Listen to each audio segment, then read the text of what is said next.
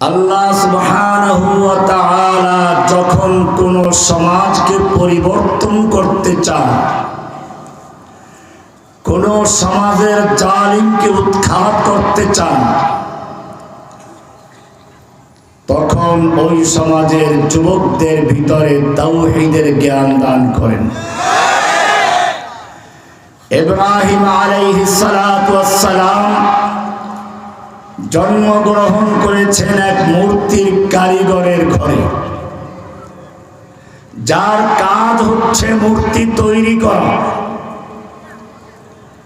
যার কাজ হচ্ছে মূর্তি বিক্রি করা, মূর্তি বিক্রি করে খাওয়া,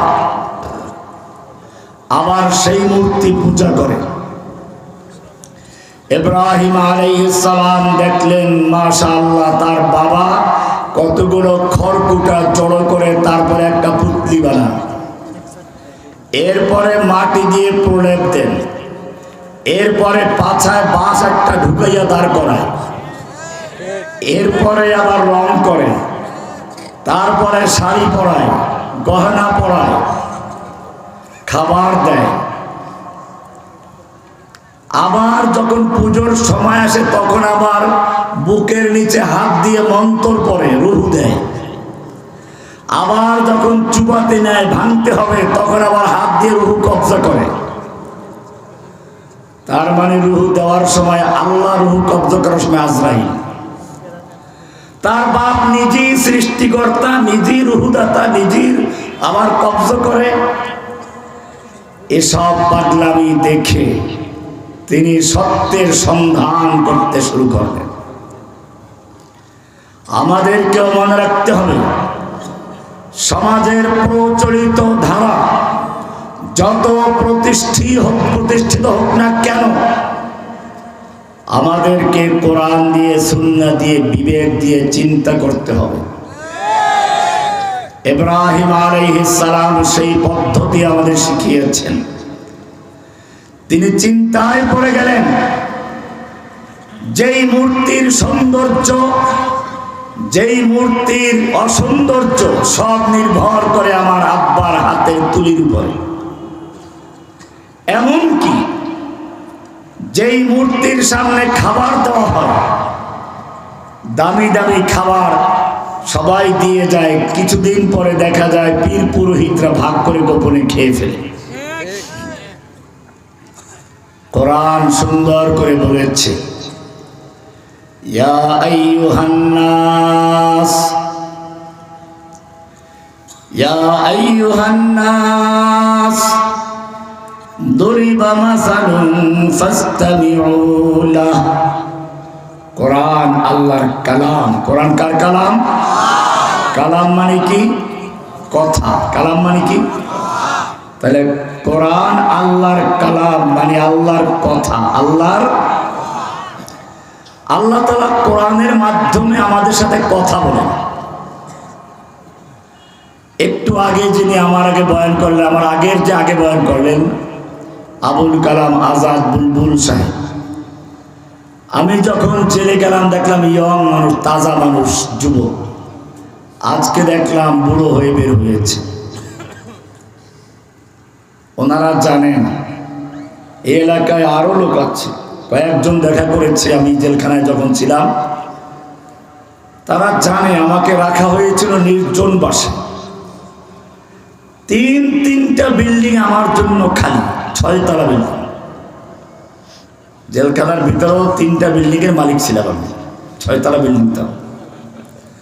সামনের বিল্ডিং এর নাম হচ্ছে শতাব্দী, পিছনের বিল্ডিং এর নাম সৈকত, মাঝখানের 6 তলা বিল্ডিং এর 4 তলা একটা রুমে একটা লোক বন্দী হয়ে আছে, তার নাম জসিমউদ্দিন রহমান। কারো সঙ্গে কথা বলতে পারবে না, দেখা করতে পারবে না, এমনকি খাবার তো কাউকে দিতে হবে। খাবার দেওয়ার জন্য বাছাই করলো সাভারের একটা লোক, ডাকাতি মামলার আসামি।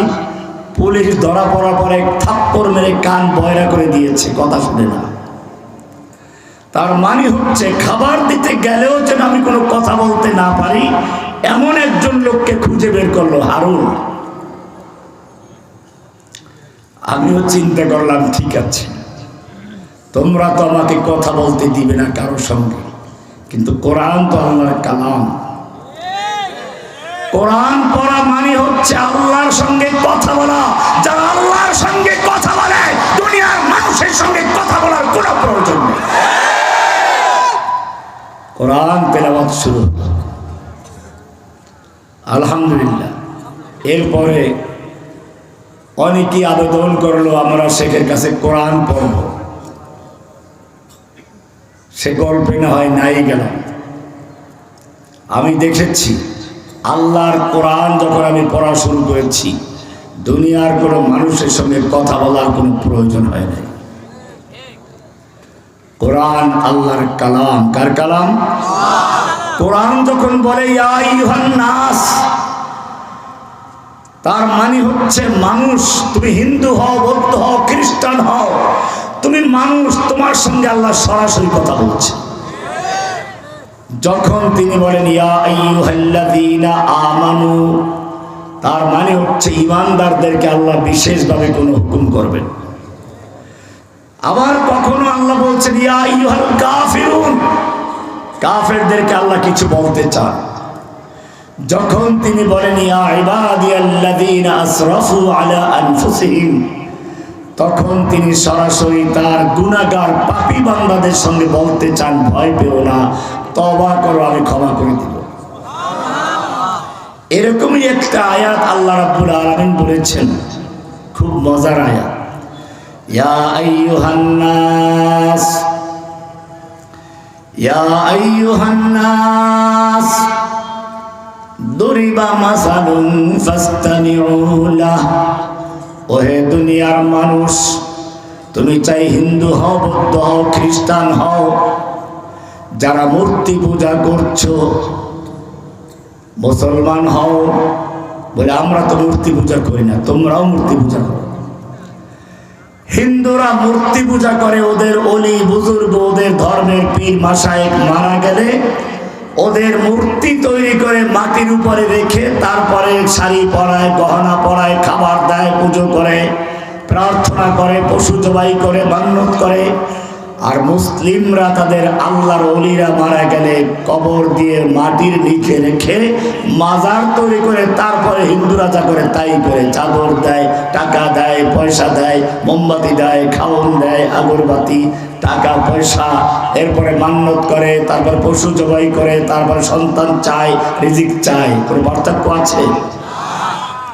পার্থক্য একটাই আছে, হিন্দুরা মূর্তিটাকে উপরে রাখে আর মুসলমানরা কবরে রেখে তারপরে মাজার বানিয়ে পুজো করে, এছাড়া কোনো পার্থক্য নেই।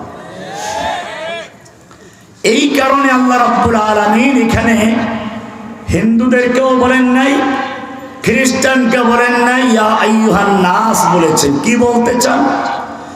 ইয়া আইয়ুহান নাস দুরিবা মাসালুন ফাসতামিউ লাহ, তোমাদের বুঝানোর জন্য একটা সুন্দর দৃষ্টান্ত দেওয়া হচ্ছে, মিসাল দেওয়া হচ্ছে, উপমা দেওয়া হচ্ছে। ফাসতামিউ লাহু, মনোযোগ দিয়ে শুনো, কান লাগিয়ে শুনো। শুনতে বলেছেন কে? খালি কি ওই যুগের লোকদেরকে না আমাদেরকেও? যারা মঞ্চের সামনে তাদেরকেও, যারা মঞ্চে বসা তাদের সবরকে, তাই না? কি বলতে চান? ইন্নাল্লাযীনা তাদউনা মিন দুনিল্লাহ, তোমরা আল্লাহর পরিবর্তে যাদেরকে ডাকাডাকি করো, যাদের পূজা করো, যাদের কাছে প্রার্থনা করো, যাদের সেজদা করো, কেউ মাটির উপরে রেখে মূর্তি বানিয়ে তারপরে সেজদা করো, কেউ মাটির নিচে রেখে মাজার বানিয়ে সেজদা করো, যেই ভাবি পূজা করো না কেন, ইন্নাল্লাযীনা তাদউনা মিন দুনিল্লাহ, আল্লাহর পরিবর্তে তোমরা যাদের পূজা করছো, যাদের ইবাদত করছো, লা ইয়াখলুকু যুবাবান ওয়ালা ইজতামাউ লাহ, এই দুনিয়ার সমস্ত মাজারওয়ালা, দুনিয়ার সমস্ত দেবদেবী মূর্তি যদি একত্র হয়, লা ইয়াখলুকু যুবাবান ওয়ালা ইজতামাউ লাহ, ওরা সবাই মিলে একটা মাছিও তৈরি করতে পারবে না। কি তৈরি করতে পারবে না? মাছির কথা কেন বললেন? সব বাদ দিয়ে হাতির কথা বলতে পারতেন, মাছি বলার একটা বিশেষ কারণ আছে। আপনি যদি ওই মূর্তির সামনে থেকে কিছু খাবার নিতে যান, নিতে দিবে? মাজার পূজারীদেরও পিটাবার লোক আছে, আর মূর্তির সামনেও লাঠিয়াল বাহিনী আছে। আপনি খাবার নিতে পারবেন না, কিন্তু মাছি যদি খাবার নেয় ফিরাইতে পারবে? আল্লাহ এই জন্য মাছির কথা বলেছেন, ভালো করে শুনুন, কোরআন বলছে লা ইয়াখলুকু যুবাবান ওয়ালা ইজতামাউ লাহ। সব মাজারওয়ালা তোমরা যাদের পূজা করো, আর সব মূর্তি যাদেরকে মাটির উপরে রেখে পূজা করো, লা ইয়াখলুকু যুবাবান ওয়ালা ইজতামাউ লাহ, ওরা সব মিলে একটা মাছিও তৈরি করতে পারবে না। ওয়া ইয়াসলুবহুমুজ যুবাবু শাইআ, মাছি তৈরি করা দূরের কথা, মাছি যদি ওদের সামনে রেখে দেওয়া খাবারের থেকে দামি দামি মিষ্টি, অন্যান্য খাবার, হালুয়া, এইখান থেকে মাছি যদি কোনো অংশ চুরি করে নেয়, ছিনতাই করে নেয়, ওদের সামনের থেকে নেয়, লা ইয়াসলুবুহু ওয়া ইয়াসলুবুহুমুজ যুবাবু শাইআ লা ইস্তানকিযুহু, ওরা মাছির কবল থেকে ফিরাবার ক্ষমতা রাখে? মূর্তিও রাখে না, মাজারেরও ক্ষমতা নেই, মূর্তি পূজারীরও ক্ষমতা নেই, মাজার পূজারের ক্ষমতা নেই। আছে? এইকে জিনিসটাকে বুঝাবার জন্য আল্লাহ বললেন যে এরা কত দুর্বল। দাউফাত তালিবু ওয়াল মাতলুব, পূজারী আর যাদের পূজা করা হয় তারা কতই না দুর্বল। এই কারণে আল্লাহ রাব্বুল আলামিন আরেকটা আয়াতে বলেছেন ইয়া আইয়ুহান নাস,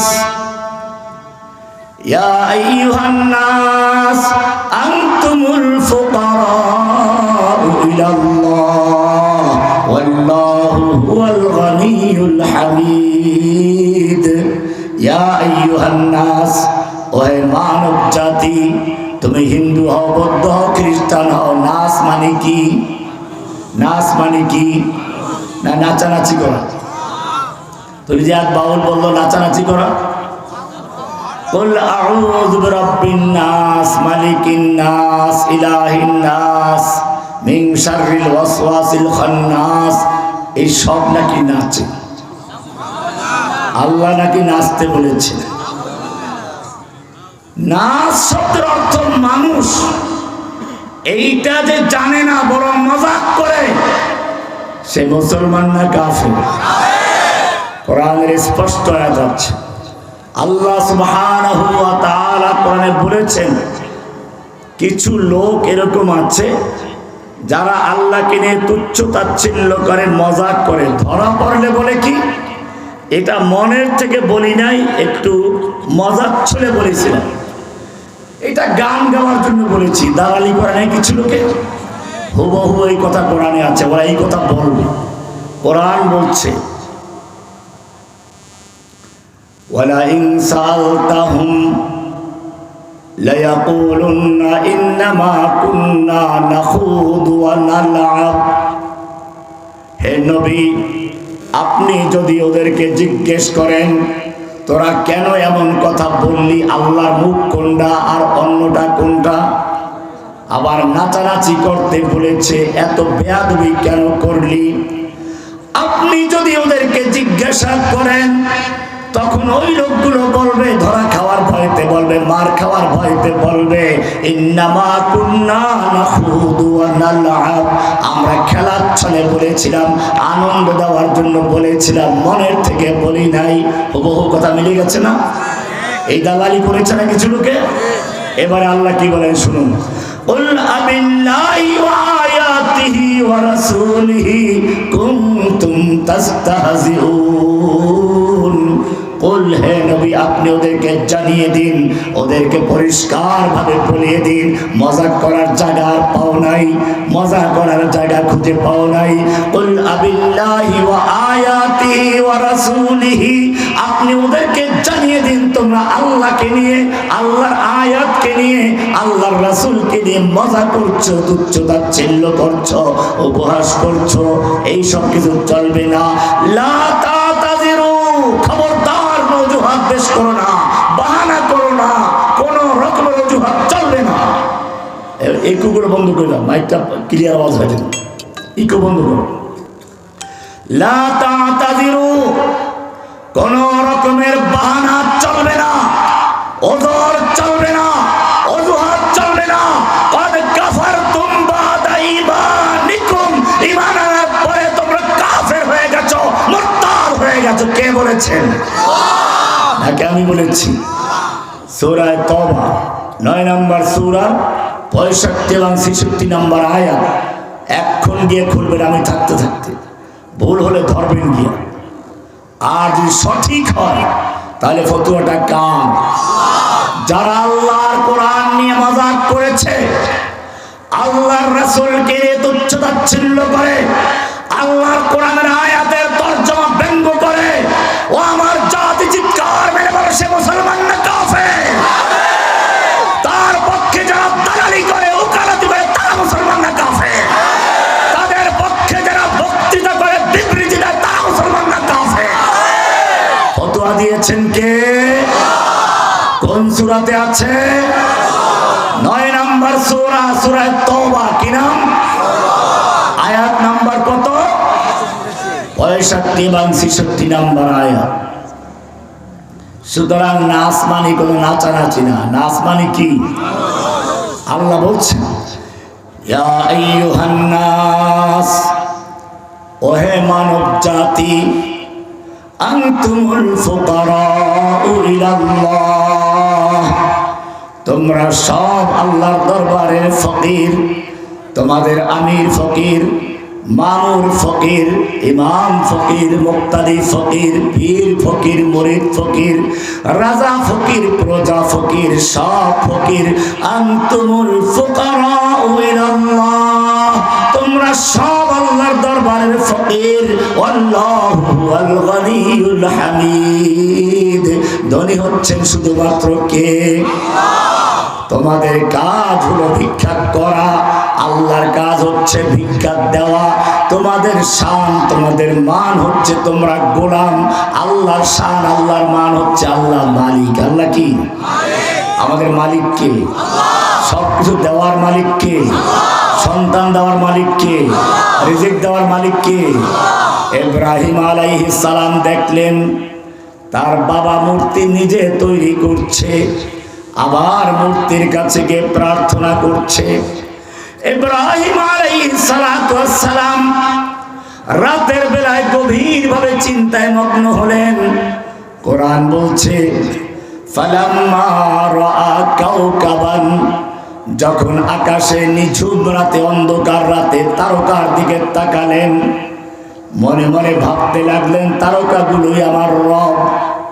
কিন্তু যখন দিনের বেলায় তারকা ডুবে যায়, তিনি বলেন এইগুলো আমার রব হতে পারে না। আবার কিছুদিন পরে পূর্ণিমার রাতে গিয়ে রাতের বেলায় বসে পড়েছেন।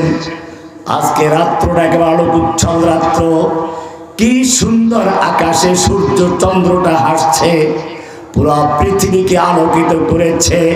এইবারে মনে করলেন চন্দ্রটাই বোধহয় আমার রব। কিন্তু চন্দ্র যখন আস্তে আস্তে আবার চিকন হতে লাগলো, এক সময় ডুবে গেল, আর দেখা যায় না। তিনি বললেন চন্দ্র আমার রব হতে পারে না। লা ইল্লাম ইয়াহদিনি রাব্বি লা আকুনান্না মিনাল খাসিরিন, আমার রব যদি আমাকে দিশা না দেন, সত্যের পথে পথ প্রদর্শন না করেন, হেদায়েত দেওয়ার মালিক কে? বুঝে গেলেন। এবারে সূর্য দেখলেন, মনে করলেন ফালাম্মা রাআশ শামসা বাযিগাতান ক্বালা হাযা রাব্বি হাযা আকবার। দিনের বেলায় যখন আলোকোজ্জ্বল সূর্য নজরে পড়ল, তিনি মনে করলেন এটা হচ্ছে আমার রব, এটা সবচেয়ে বড়। হিন্দুরা আছে না, অস্বাভাবিক কিছু দেখলে এটা রব, এটা আল্লাহ, এটা ভগবান। একটা লিঙ্গ অস্বাভাবিক, বাস এটা কি হয়ে গেছে? লিঙ্গ পূজা করে না? লিঙ্গ পূজা করে, কেন করে জানেন? ওই লিঙ্গের মধ্যে শক্তি অনেক বেশি। হাযা রাব্বি হাযা আকবার, এটা বড়, যেটাই বড় এটাই রব। কিন্তু যখন সূর্য ডুবে গেল, ইব্রাহিম আলাইহিস সালাম বুঝতে পারলেন চন্দ্র আমার রব নয়, সূর্য আমার রব নয়, নক্ষত্র কেবলমাত্র আমার রব নয়, আমার রব হচ্ছেন তিনি। আসমান জমিন চন্দ্র সূর্য গ্রহ নক্ষত্র সব কিছুকে যিনি সৃষ্টি করেছেন তিনি হচ্ছেন আমার রব। কি সুন্দর করে বলেছেন, আপনারাও পড়েন, কিন্তু ইব্রাহিমের সেই মন নিয়ে পড়েন। ইন্নী ওয়াজ্জাহতু ওয়াজহিয়া লিল্লাযী, এই কথাটা উনি তখনই বলেছিলেন যখন সবগুলো থেকে মুখ ফিরিয়ে আল্লাহ যখন তাকে সত্যের সন্ধান দিলেন, তখন তিনি বলে ফেললেন ইন্নী ওয়াজ্জাহতু ওয়াজহিয়া লিল্লাযী ফাতারাস সামাওয়াতি ওয়াল আরদা হানিফা। ইন্নী ওয়াজ্জাহতু ওয়াজহিয়া, আমি আমার চেহারা মুতাওয়াজ্জিহ করলাম কার দিকে? না খাজা বাবার দিকে, গাজা বাবার দিকে। একদল আছে নামাজ পড়ে কিবলার দিকে ফিরে, নামাজটা শেষ আস্তে ঘুরে যায় আটটুসের দিকে, আছে না এরকম? বাবার দিকে কলমে কলম মিলায়, কলমে কি মিলায়?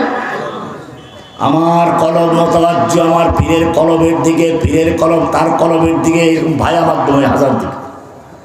তো তুই যখন তোর পীরের কলমের দিকে কলম মোতাবাজ্জি করছিস, তোর পীরের কলম তখন তার বউয়ের দিকে মোতাবাজ্জি, তোর কলম কোন দিকে যাবে? তুমি যখন তোমার কলম মোতাবাজ্জি করছো তোমার পীরের কলমের দিকে, পীরের কলম তখন পায়খানায় আছে, তোর কলম কোন দিকে যাবে বেটা? ইব্রাহিম আলাইহিস সালামকে শিখতে হবে। তিনি পরিষ্কার করে দিলেন ইন্নী ওয়াজ্জাহতু ওয়াজহিয়া, আমি আমার চেহারা মুতাওয়াজ্জিহ করলাম কার সামনে?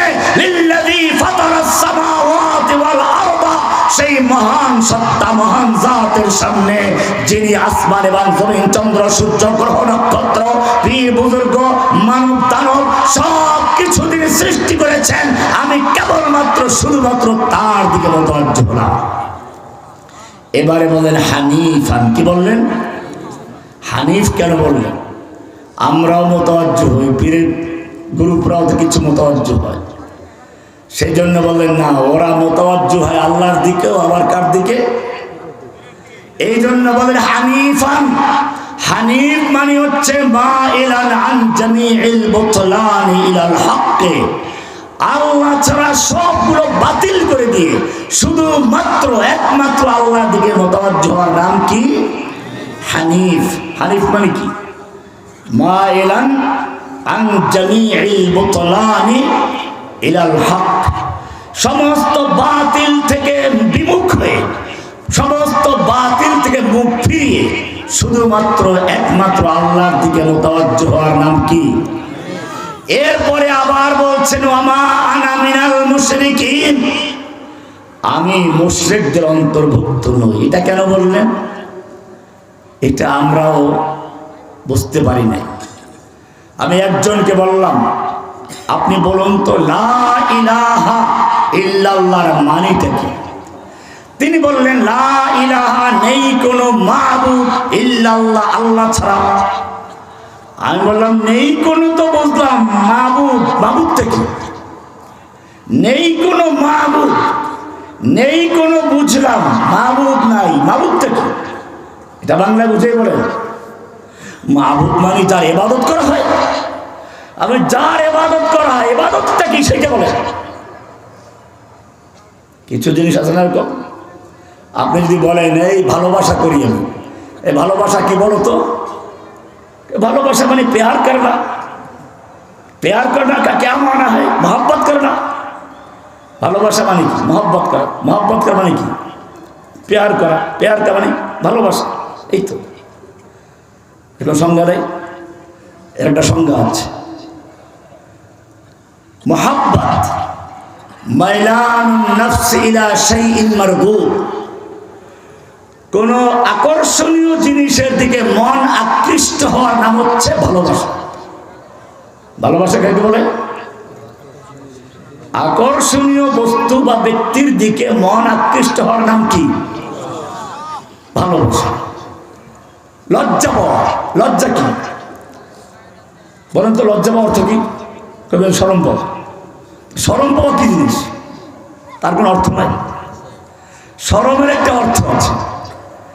আল হায়াউ ইনকিবাদুন ইয়াতারিন নাফসা ইনদা ইরতিকাব ফি'লিন মাকরুহিন। অনুচিত কোনো কাজ করার পরে নিজের মনের ভিতরে যে একটা ইতস্ততা আসে তার নাম লজ্জা। তার নাম কি? লজ্জা কাকে বলে?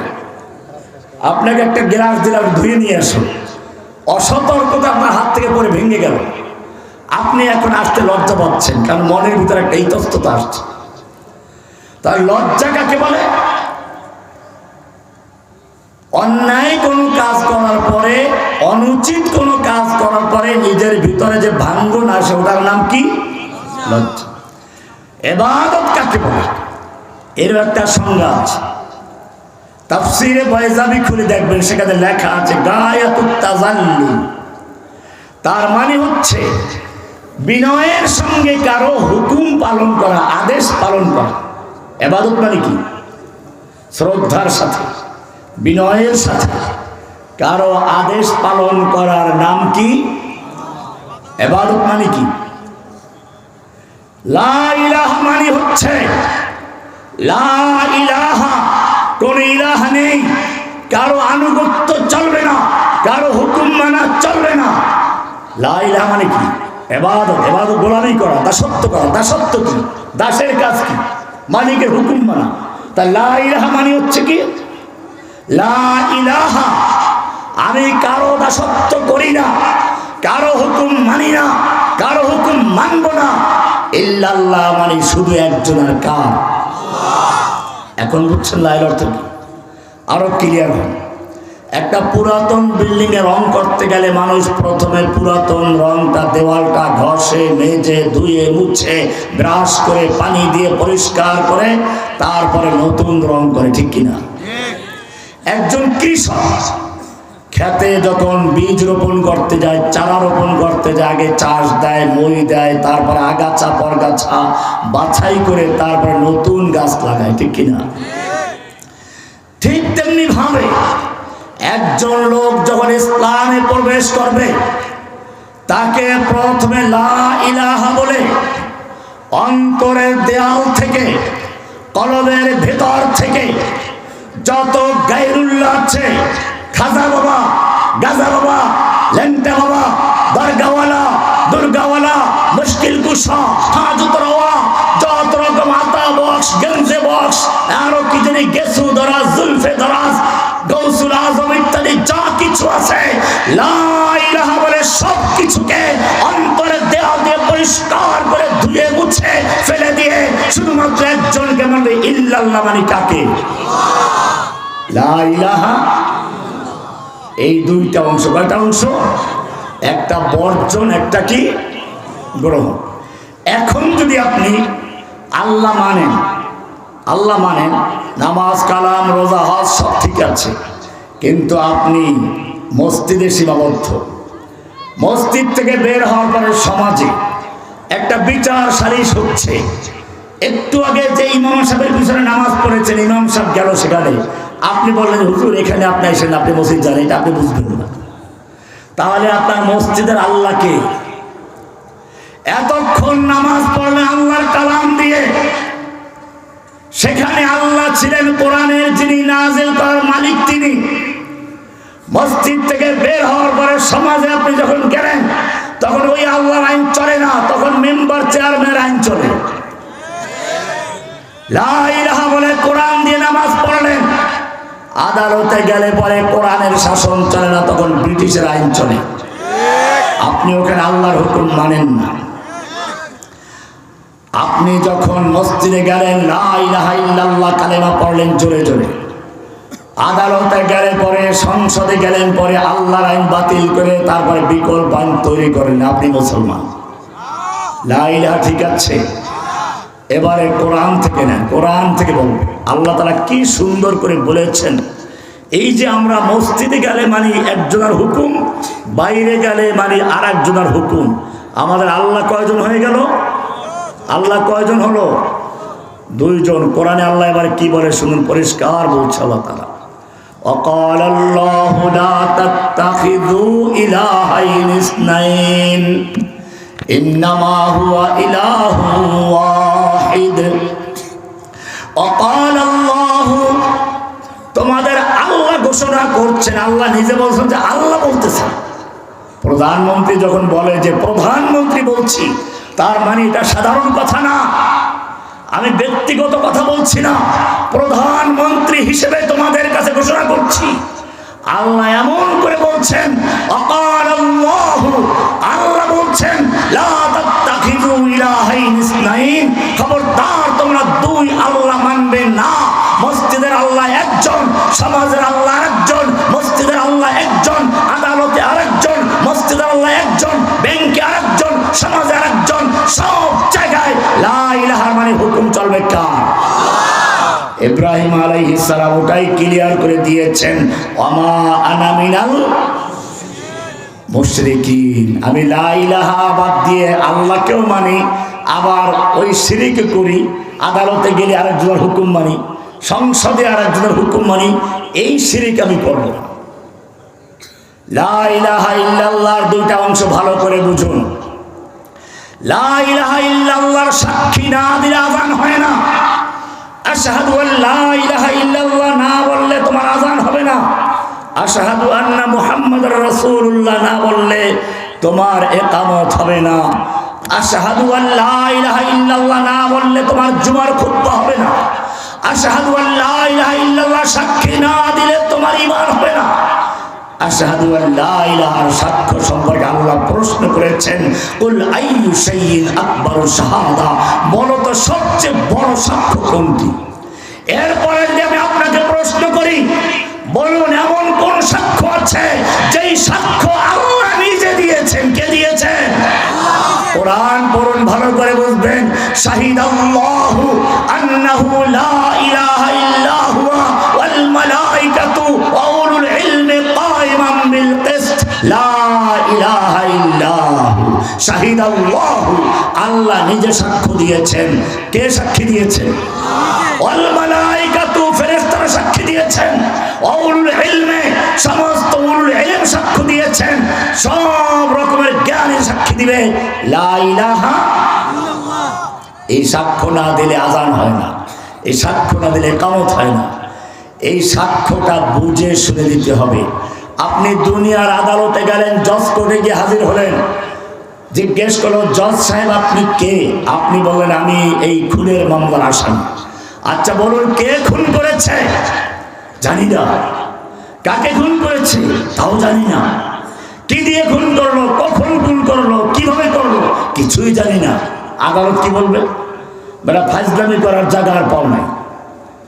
দুনিয়ার আদালতে সাক্ষ্য দিতে গেলে বুঝে শুনে দিতে হয়। তাহলে যেই সাক্ষ্যকে আল্লাহ বলেছেন আকবারুশ শাহাদা, সবচেয়ে বড় সাক্ষ্য, যেই সাক্ষ্য আল্লাহ নিজে দিয়েছেন শাহিদাল্লাহু, যেই সাক্ষ্য না দিলে আযান হয় না, ইকামত হয় না, ঈমান হয় না, ওই সাক্ষ্যটাও জেনে রাখবেন, না বুঝে দিলে চলবে না। সেজন্য সূরা মুহাম্মদে আল্লাহ জানিয়ে দিয়েছেন, ফা'লাম আন্নাহু লা ইলাহা ইল্লাল্লাহ, লা ইলাহা ইল্লাল্লাহ জেনে বুঝে সাক্ষী দাও। কি জানবেন? লা ইলাহা মানে বর্জন। লা ইলাহা মানে কি? লা ইলাহা, কোনো ইলাহ নেই, কোনো মাবুদ নেই, কোনো উপাস্য নেই, কারো আনুগত্য চলবে না, কারো হুকুম চলবে না, দাসত্ব চলবে না। ইল্লাল্লাহ মানে চলবে কার? আগে বর্জন, তারপরে কি? গ্রহণ। আগে খালি করা। এই গ্লাসটা এখন চা আছে, আমি যদি এখন পানি ঢালতে চাই আমাকে আগে কি করতে হবে? এটা খালি করতে হবে, তারপরে নতুনটা ঢালা যাবে, ঠিক কিনা? ঠিক তেমনি ভাবে তুমি যদি তোমার কলবে তাওহীদ ঢুকাতে চাও, আগে তোমার কলবে যত পুরাতন খাজা বাবা লেংটা বাবা দরগাওয়ালা নেতা নেত্রী বসে আছে সবগুলো উৎখাত করে তারপর ইল্লাল্লাহ বলে আল্লাহকে বসাও, লা ইলাহা ইল্লাল্লাহ সব রেখে তারপর মুসলমান। লা ইলাহা ইল্লাল্লাহ দুইটা অংশ। কয়টা অংশ? লা ইলাহা মানে বর্জন, নফি। ইল্লাল্লাহ মানে ইসবাত। লা ইলাহা মানে তাখলিয়া, খালি করা। ইল্লাল্লাহ মানে তাহলিয়া, পূরণ করা, ভরা নতুন করে। লা ইলাহার মানে হচ্ছে কুফর করা। লা ইলাহা মানে কি? কুফর করা। কি মারাত্মক কথা! হ্যাঁ, কুফর করা, অস্বীকার করা। ইল্লাল্লাহ মানে স্বীকার করা, ঈমান আনা। ইল্লাল্লাহ মানে কি? আমার দুইটা বই আছে এই লা ইলাহার উপরে খালি। একটা হচ্ছে দেখেন লেখা আছে কুফুর বিত তাগুত। লা ইলাহা মানে কুফুর বিত তাগুত। লা ইলাহা বলে আল্লাহর পরিবর্তে যত লোকের হুকুম মানা হয়, হোক সে খাজা বাবা, গাজা বাবা, ল্যাংড়া বাবা, দরগাওয়ালা, দুর্গাওয়ালা, মাজারওয়ালা, নেতা নেত্রী, এমপি মন্ত্রী, আদালতের বিচারক, যেই হোক না কেন, আল্লাহর পরিবর্তে যার হুকুম মানা হয় কোরআনের পরিভাষায় তাকে বলা হয় তাগুত। কি বলা হয়? তাগুত। লা ইলাহা বলে সব তাগুতকে বর্জন করতে হবে। ইল্লাল্লাহ বলে কি করতে হবে? ঈমান বিল্লাহ। কয়টা হলো? কয়টা হলো? এবারে কোরআন আয়াত না, কোরআনের আয়াত ফামান ইয়াকফুর বিত-তাগুত, সূরা বাকারা 256 নম্বর আয়াত। আল্লাহ তাআলা বলছেন ফামান ইয়াকফুর বিত-তাগুত, যেই ব্যক্তি লা ইলাহা বলে সমস্ত তাগুতকে কুফর করলো, কি করলো? ফামান ইয়াকফুর বিতাসকিনির রা, রা সাকিন শর্তের জন্য সেরকম। ফামান ইয়াকফুর বিত-তাগুত, যেই ব্যক্তি লা ইলাহা বলে তাগুতকে বর্জন করলো, কি করলো? কুফর করলো। কি করলো? ফামান ইয়াকফুর, যে কুফর করলো, প্রত্যাখ্যান করলো, বর্জন করলো, কাকে? বিত-তাগুত, তাগুতকে। তারপরে কি বলেছেন? ওয়ায়ুমিন বিল্লাহি, ইল্লাল্লাহ বলে শুধুমাত্র আল্লাহকে গ্রহণ করলো, ঈমান আনলো। কার উপরে? কয়টা পাঠ হলো? জোরে বলুন, কয়টা পাঠ? তাওহীদের দুই রকম। জোরে বলুন, তাওহীদের দুই রকম। তাওহীদের কয় রকম? তাওহীদের দুই রকম। তাওহীদের কয় রকম? এক নাম্বার লা ইলাহা বলে কুফর বিত-তাগুত। এক নাম্বার কি? লা ইলাহা বলে সব তাগুতকে বর্জন করা। দুই নাম্বার ওয়ায়ুমিন বিল্লাহ, ইল্লাল্লাহ বলে আল্লাহর প্রতি ঈমান আনা। কয়টা হলো? এইবারে পরে আরেকটা ভালো করে বুঝুন। আপনি একটা শক্ত ডাল ধরে ঝুলতে চান, এক হাতে ধরে বসছেন বাম হাত দিয়ে, কতক্ষণ ঝুলতে পারবেন? ছিটকে পড়ে যাবেন, তাই না? আর যদি এটাকে শক্তভাবে ধরেন, দুই হাত দিয়ে ধরেন, তাহলে ছিটকে পড়বেন। কোরআন বলছে, বারে শুনুন, সূরা বাকারা 256 নম্বর আয়াত। ভালো করে বোঝার চেষ্টা করবেন। আল্লাহ কোরআনকে সহজ করে দিয়েছেন। আল্লাহ বলেছেন ওয়ালাকাদ ইয়াসসারনাল কুরআনা লিযিকরি, আমি কোরআনকে বুঝার জন্য সহজ করে দিয়েছি। ফাহাল মিন মুদ্দাকির, আছো কেউ কোরআন থেকে উপদেশ গ্রহণ করার? আপনি কোরআন বোঝার চেষ্টা করলেন না, আর দোষ দিলেন হুজুরা এত দল আমি কই যাব। এইসব অজুহাত চলবে না।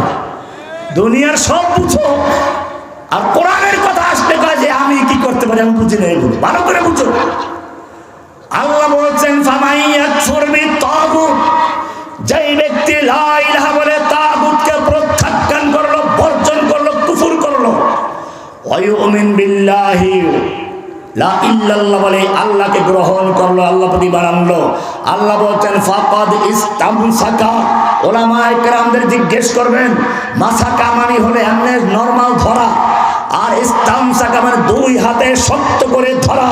আল্লাহ বলছেন যে ব্যক্তি লা ইলাহা বলে সব কিছু বর্জন করলো, সমাজে, রাষ্ট্রে, আদালতে, সংসদে, সব জায়গায় কারো কোনো কর্তৃত্ব চলবে না।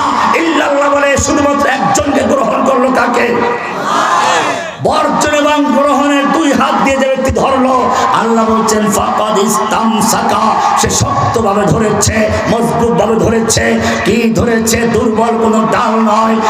বিল উরওয়াতিল উসকা, মজবুত হাতল, শক্ত হাতল, যেটা ধরা হয়, যেটা ধরে ঝুলে, এটাকে উরওয়া বলা হয়, উরওয়া। ফাকাদ ইসতামসাকা, সে শক্তভাবে ধরেছে, যেটা ধরেছে ওটাও শক্ত। লান ফিসামাল লাহা, যদি এই দুইটা শর্ত পূরণ করতে পারো, নরেন্দ্র মোদীর যত পারমাণবিক বোমা থাকুক না কেন, লক্ষ লক্ষ সৈনিক থাকুক না কেন, যত অস্ত্র থাকুক না কেন, আল্লাহ বলছেন লান ফিসামাল লাহা, লা ইলাহা ইল্লাল্লাহ বলে যারা ঈমান আনবে, দুই শর্ত পূরণ করবে, দুনিয়ার কোনো শক্তি নেই তাকে বিচ্ছিন্ন করবে, পরাজিত করবে। কারণ তাদের সম্পর্ক কার সাথে? সম্পর্ক কার সাথে? আজকে মুসলিমদের পরাজয়ের মূল কারণ এইখানে। কোরআন বলছে আলাম তারা কাইফা দারাবাল্লাহু মাসালান কালিমাতান তাইয়্যিবা। আলাম তারা, তোমার চোখ নাই, দেখো না? কাইফা দারাবাল্লাহু মাসালান কালিমাতান তাইয়্যিবা। কালিমা তাইয়্যিবা বুঝেন না? লা ইলাহা। আল্লাহ বলছেন আলাম তারা কাইফা দারাবাল্লাহু মাসালান কালিমাতান তাইয়্যিবাতান কাশাজারাতিন তাইয়্যিবা। তোমার কি চোখ নাই? চোখ খুলে একটু দেখো না, আল্লাহ তাআলা কি সুন্দর উদাহরণ দিয়েছেন। উদাহরণ দিচ্ছেন কে? দরাবা মানে আঘাত করা, মারা, আঘাত করা, ঘুষি মারা। আল্লাহ রাব্বুল আলামিন বলেন কাইফা দারাবাল্লাহু মাসালান, উপমার আঘাত করছেন, ধাক্কা মারছেন উপমা দিয়ে, তোমার কলবে আঘাত করছেন। কাইফা দারাবাল্লাহু মাসালান কালিমাতান তাইয়্যিবা, কালিমায়ে তাইয়্যিবাকে আল্লাহ কি সুন্দর উদাহরণ দিয়েছেন। কাশাজারাতিন তাইয়্যিবা, একটা শক্ত গাছের সঙ্গে, আসলুহা সাবিতুন, যেই গাছের শিকড়গুলো মাটির গভীরে। শিকড় কোথায়? শিকড় কোথায়? ওয়াফারউহা ফিস সামা, ডালগুলো উপরে। খেজুর গাছের শিকড় ভিতরে, ডাল উপরে। এমন ভাবে শিকড় মাটিতে গাড়া, দুনিয়ার কোনো বন্যা, পানি, বন্যা, প্লাবন তাকে উপরে ফেলতে পারে না। ডালগুলো আসমানের দিকে, ওর পাতাগুলো ঝরে পড়ে না, দুনিয়ার কোনো বাতাস তাকে ঝরাতে পারে না। আল্লাহ বলছেন লা ইলাহা ইল্লাল্লাহ বলে যেই মুমিন আল্লাহর প্রতি ঈমান আনলো, তাগুতকে বর্জন করলো, সেই ব্যক্তির শিকড় হচ্ছে মাটিতে, ডাল হচ্ছে আরশে। সেই ব্যক্তিকে দুনিয়ার কোনো শক্তি পরাজিত করতে পারে না। কিন্তু যাদের ইল্লাল্লাহ আছে, আল্লাহ মানে, ঠিক আছে, নামাজ বি পড়ে, রোজা বি রাখে, হজ বি করে, কিন্তু সংসদে গিয়ে আল্লাহর আইন মানতে রাজি না। আল্লাহ রাব্বুল আলামিন বলেছেন যদি কেউ খুন করে, খুন, তাহলে জেনে রাখবে শাস্তিটা কত মারাত্মক। আল্লাহ বলছেন মান কাতালা নাফসান বিগাইরি নাফসিন আও ফাসাদিন ফাকান্নামা কাতালান নাসা জামিআ, যেই ব্যক্তি অন্যায়ভাবে একটা মানুষকে খুন করলো, ফাকান্নামা কাতালান নাসা জামিআ, সেজন্য গোটা পৃথিবীর মানবতাকে হত্যা করলো, মানুষকে হত্যা করলো। কি মানবাধিকারের বাণী! দুনিয়ার কোন গ্রন্থ, দুনিয়ার কোন ধর্ম, দুনিয়ার কোন মানবাধিকারের সনদ এরকম নীতিমালা ঘোষণা করতে পারে নাই যেটা কোরআন বলেছে। কোরআন বলেছে মান কাতালা নাফসান বিগাইরি নাফসিন আও ফাসাদিন ফিল আরদি, যেই ব্যক্তি কোন একটা মানুষকে অন্যায়ভাবে খুন করলো, ফাকান্নামা কাতালান নাসা জামিআ, সেজন্য গোটা পৃথিবীর মানুষকে হত্যা করলো। ওয়ামান আহইয়াহা, যেই ব্যক্তি একটা মানুষকে অন্যায় খুনের হাত থেকে বাঁচালো, ফাকান্নামা আহইয়ান নাসা জামিআ, সে যেন গোটা পৃথিবীর মানুষকে বাঁচালো। এরপরে আল্লাহ বিধান দিচ্ছেন ইয়া আইয়ুহাল্লাযীনা আমানু কুতিবা আলাইকুমুল কিসাসু ফিল কাতলা, ও ঈমানদার যারা ঈমান এনেছো, কোরআন বিশ্বাস করো, জেনে রাখো তোমাদের যদি কেউ কাউকে খুন করে, সেজন্য আল্লাহর বিধান হচ্ছে ওকেও ধরে খুন করে দাও, হত্যা করো, জনসমক্ষে আনো, এরপরে তলোয়ার দিয়ে ওর মাথাটা দ্বিখণ্ডিত করে দাও। হুকুমটা দিয়েছেন কে? আল্লাহ রাব্বুল আলামিন জানিয়ে দিলেন ওয়ালাকুম ফিল কিসাসি হায়াতুন ইয়া উলিল আলবাব, আল্লাহর এই বিধান যদি কার্যকর করতে পারো, খুনের বদলে খুন যদি জনসমক্ষে কার্যকর করতে পারো, দুনিয়ায় দেখবা আর কোনো খুনাখুনি থাকবে না। কারণ খুনি যখন নিশ্চিত হবে, ধরা পড়লে তাকেও খুন করা হবে, আর কেউ খুন করতে রাজি হবে? কোটি টাকা দিলেও খুন করবে। এই যে দেখেন লেডি ফেরাউনের তালে পড়ে এক লোক ওসমান হাদিকে হত্যা করলো, এখন তার মা বাপকে ধোলাই দেওয়া হচ্ছে, তার কেমন লাগে এখন? কোটি টাকায় কাজ হবে? আর ইসলামের আইন থাকতো, তাহলে ওই বাবরকে জনসমক্ষে এনে তলোয়ার দিয়ে দ্বিখণ্ডিত করে মাথাটা উড়িয়ে দেওয়া হতো। এই ঘটনা যারা দেখবে আর যারা শুনবে, খুন করার কারো সাহস করবে না। আইন দিয়েছেন কে? আমার জাতি বলল যে না, এদেরকে জেলখানায় ঢুকিয়ে রাখো, তারপরে যুগ যুগ ধরে পড়ে থাকবে, এরপরে বুড়ো হবে, তারপরে বিচার হবে না। এই যে আমাদের প্রথম যে বয়ান করে গেলেন দ্বিতীয় বক্তা, এই বাচ্চা অবস্থায় জেলে ঢুকেছে, এখন তো দেখলেন আমার চেয়ে বুড়ো হয়ে গেছে। এরা আমার চেয়ে অনেক বয়সে পড়ে। আমাকে তো পাগল বানাবার ইচ্ছে করেছিল। আমি তো বলেছি একা থাকলে মানুষ পাগল হয়, এটাই গবেষণায় বলে। কিন্তু আমি বলেছি আল্লাহর কালাম আমার সঙ্গে আছে, তোরা পাগল বানাতে পারবি না। পেরেছে? গিয়ে বললেন ইয়া রাসূলুল্লাহ, মক্কা বিজয় হলো মাত্র 3 দিন, একটা চুরির ঘটনা ঘটে গেছে। চুরিটা করেছে মক্কার সম্ভ্রান্ত একটা বংশের মহিলা, কুরাইশ বংশের বনু মাখজুম গোত্রের মহিলা, আবু জাহলের বংশজাত। হাত কাটা গেলে কুরাইশ বংশের বদনাম হয়ে যাবে। আপনার বংশ তো কুরাইশ বংশই। তারপরে মহিলার নামটা আবার আপনার মেয়ে ফাতেমার নামে নাম। এছাড়া মক্কা বিজয় হলো মাত্র 3 দিন হলো, হাত কাটা গেলে কুরাইশ বংশের বদনাম হয়ে যাবে। ইয়া রাসূলুল্লাহ, একটু পুনর্বিবেচনা করা যায় কিনা, এই হাতটা না কেটে অন্য কোনো সাজা দেওয়া যায় কিনা? আল্লাহ নবীর কাছে বললেন। আল্লাহ নবী সাল্লাল্লাহু আলাইহি ওয়াসাল্লামের চেহারা লাল হয়ে গেল। তিনি বললেন আতাশফাউ ফি হাদ্দিন মিন হুদুদিল্লাহ ইয়া উসামা, ওসামা তোমার কত বড় সাহস, আল্লাহর একটা বিধানকে পরিবর্তনের জন্য সুপারিশ করছো। জেনে রাখো কুরাইশ বংশের মেয়ে ফাতেমা নয়, আজকে যদি আল্লাহর নবী মুহাম্মদের কলিজার টুকরা ফাতেমা চুরি করত, লাকাতাতু ইয়াদাহা, আল্লাহর বিধান বাস্তবায়ন করার জন্য আমি তার হাত পর্যন্ত কেটে ফেলতাম, কোন রকমের সুপারিশ গ্রহণযোগ্য হতো না। এই আইন যদি কার্যকর থাকে আর চুরি থাকবে সমাজে? গরমকালে দরজা বন্ধ করতে হবে। আমরা সে আইনকে বাতিল করে দিয়েছি। এটা বর্বর আইন। কার ভুল ধরছে? এরা জানে এই আইন পেঁয়াজ চোর, লবণ চোর, তেল চোরদের জন্য না, আপনাদেরও জানা উচিত। ওদেরকে ভালো করে বুঝিয়ে দিবেন। ওমর ইবনে খাত্তাব রাদিয়াল্লাহু তাআলা আনহুর যুগে দেশে অভাব দেখা দিল। তিনি রাষ্ট্রীয় ফরমান জারি করলেন, বিচারকদের কাছে প্রজ্ঞাপন জারি করলেন, দেশে অভাব দেখা দিয়েছে। এখন যদি কোনো চোর ধরা পড়ে আর প্রমাণিত হয় বাচ্চা ক্ষুধার্ত, না খেয়ে কাঁপছে, মা বাপ সহ্য করতে না পেরে চুরি করেছে, ক্ষুধার তাড়নায় খাবার নেই, এরকম বিপদে পড়ে চুরি করেছে, খবরদার তার হাত কাটবে না।